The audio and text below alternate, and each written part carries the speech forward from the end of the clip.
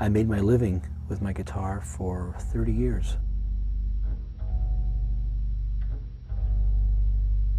The guitar is like breathing to me. It was something I needed to survive.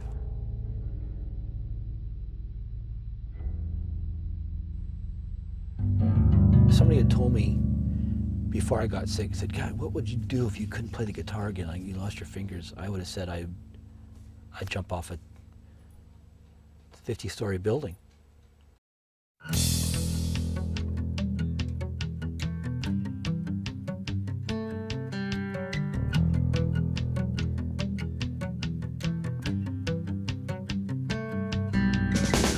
Tell me, where do dreams go?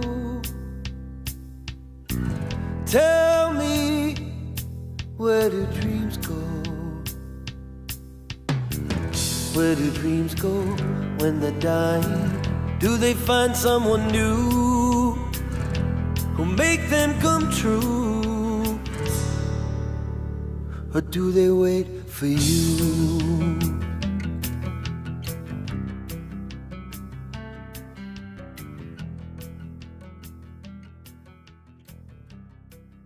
I was hardly ever separated from the guitar once I started to learn how to play. When I was 3 years old, I received a Kingston Trio record and went absolutely crazy over their music and knew from that point on that that's what I was going to do with the rest of my life, was play guitar and sing. A friend of mine got to meet John Lennon and mailed me this cassette, and I pop it in and there's John Lennon. Hey, Mark Stanley of Lafayette, California. Good luck with your musical career. Jay Lennon, Esquire, sitting on you head. Okay. If John Lennon says have a good career, then you better have one.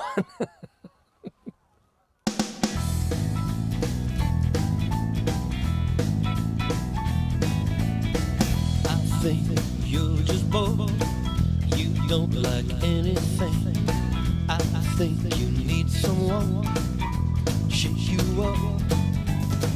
I'm gonna do it. I'm going to. I'm gonna do it. Gonna shake you up. Gonna shake you so. Gonna shake you up.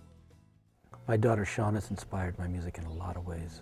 In fact, she gave me the title to one of my songs, Breathing at the Sky.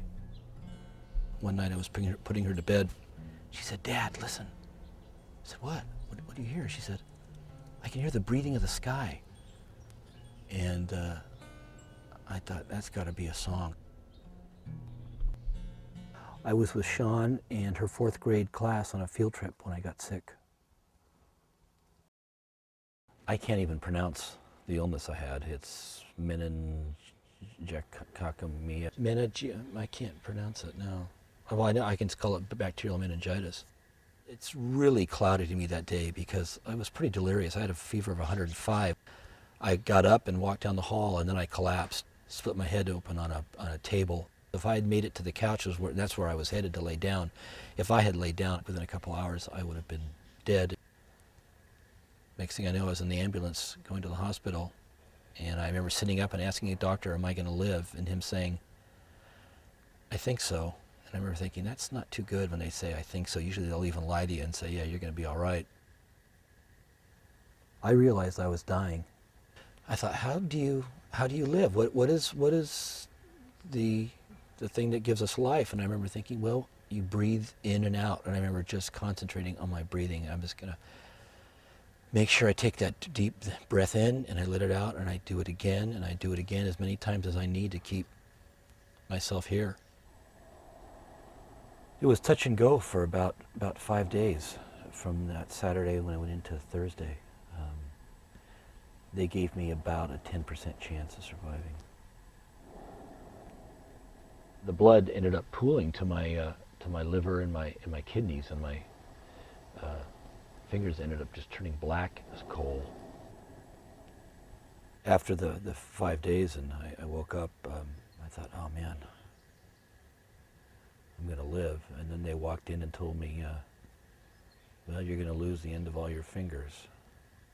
And I remember thinking, oh my God.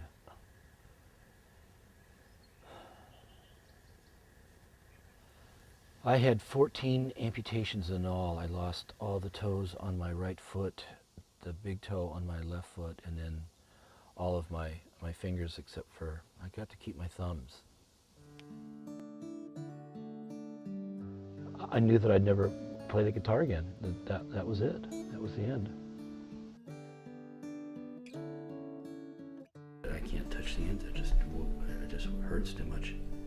It's just bone there. There's no pad anymore. I can't form a chord. Even if I had artificial ends put on, I can't bend my fingers to make the chord.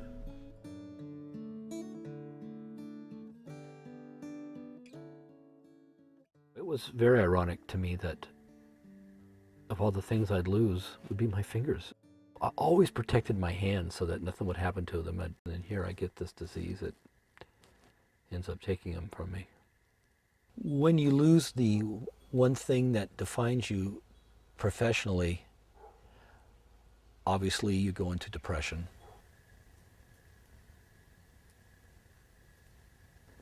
The depression hit me right after I got home from the hospital. Not that I wasn't depressed in the hospital, but it really hit hard after I got home and sort of got back in surroundings that were supposed to be where life was normal again, and it wasn't. Seeing my daughter's low guitar hit me harder than seeing mine. I remember those first stages of when you're learning to play and you're so excited about learning a new chord or a new song, and seeing her guitar really hit me. It really hit me hard. I guess I just can't explain how much I loved playing the guitar, and in a blink of an eye, it's gone. I thought, I'll never do that again, and I'll never find anything again that's going to take the place of that. And I thought, what's the use of going on? I contemplated suicide one time. I looked at the pills next to my bed, and there were quite a few vials of pills there. I mean, all kinds of painkillers. And I thought, God, that would just make a real easy way to dodge this. People say it's a very selfish thing to do, and I realized that it was. And then I had a daughter whose life I, would ruin a lot of ways, and would rob her of a lot of things just because I was robbed of something. I was going to be selfish and rob her of time with me and the things that I could give her. So I just said, no, can't do it. I can't do that. Do I wish I'd done it? No way. No way. One day I was sitting out on my deck listening to this program about World War II on the radio.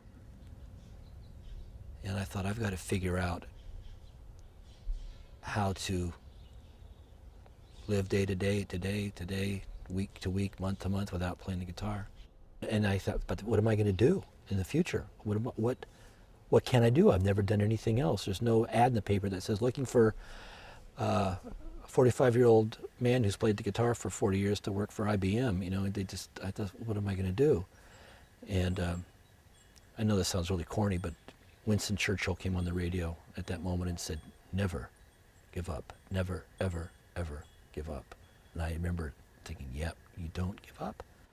And you don't give up for your friends, and you don't give up for your family, and you don't give up for your daughter, and you don't give up for yourself. It was 1,000 days. Each day getting up, it was like breathing in and breathing out, and 3 steps forward, 2 steps back sometimes. I was trying to learn how to do nothing and be happy with it. Truman Capote once said, I have an infinite capacity for boredom, and I thought, well, maybe I'll attain that as well. Here I was at 45, and a huge chunk of my life was over and gone. This big hole was definitely glaring at me. Out of the blue, I get this phone call from my daughter's principal asking me if I would be interested in being a teacher's aide. I said yeah right away, even though I wasn't sure that's what I wanted to do. I wasn't expecting anything to come along that would fill me up like the guitar. I was just damn lucky I answered the phone that day. Teaching has given me a meaning in my life that the guitar didn't. It's fulfilling the way music is. I guess it's touching the same place I guess that a song can touch you. Watching a little kid that's not real happy that day and I can get him to smile, and that's really fulfilling to me. I began to realize that as much as I thought I was just the guitar, maybe I'm not just playing the guitar. Maybe I am, there are other sides of me that I can explore, and I can do something else and find it exciting and interesting and something to look forward to. I've had those moments where I've seen a kid struggle with something that I've tried to get them to play or to understand, and you see the little light go on and their eyes light up and they get that smile, and you can see how happy they are with themselves that they got it, you know. And also what's neat is that you can see them being happy that you're proud of them for getting it, and that is really cool. You get out of yourself when you teach. Performing, you know, music was all about you all the time. Teaching, it's not about you, it's about them. There were times 3 years ago I wasn't sure I would smile again. I went from the valley to the mountaintop, I tell you. I mean, I feel best I have felt ever now.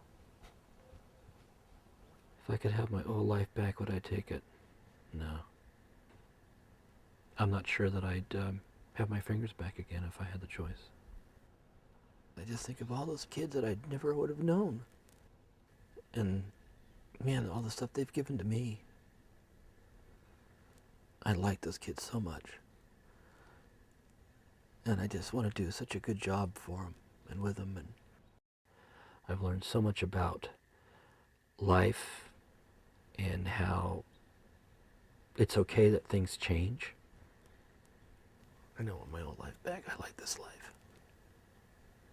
I like this life. Late last night and my little girl said,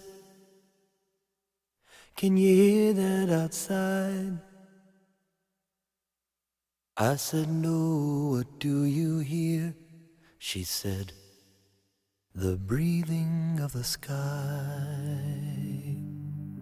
"What's it sound like? 'Cause I don't hear a thing." She said, "It's hard to explain. Must be children can hear the songs of the wind and of the rain." Open your ears, open your eyes. You may hear the breathing of the sky, the breathing of the sky.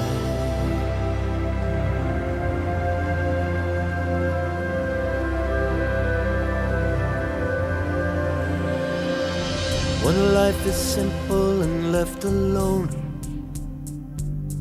and no one closes any doors, anything imagined lives and breathes somewhere that never did before. It's when we're older that we believe nothing magical remains in our world of black and white that destroys our hearts and brains. Open your